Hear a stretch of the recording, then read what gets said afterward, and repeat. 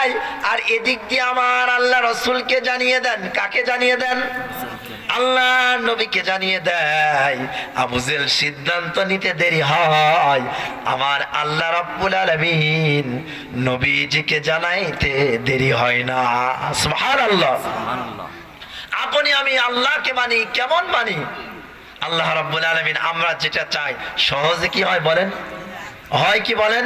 এই যে গজব, বাংলাদেশে এত বেশি গজব, সামনে 14 ফেব্রুয়ারি আসতেছে, এই দিনে গজব আরো দেখা যায়। কথা বলেন ঠিক কিনা?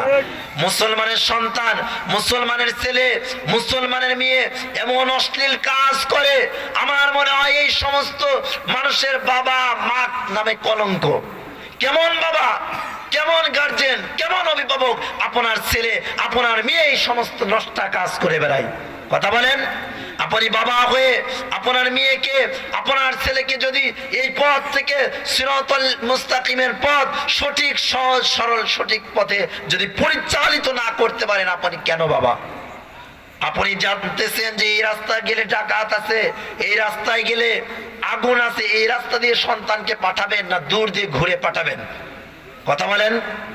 দূর দিয়ে ঘুরে পাঠাবেন, এটা আপনি ঠিক দুনিয়ার প্রেক্ষাপটে মানতে পারেন, কিন্তু পরলৌকিক জীবনের জন্য আপনি আপনার সন্তানকে জাহান্নামের আগুনেই তো ফেলে দিচ্ছেন।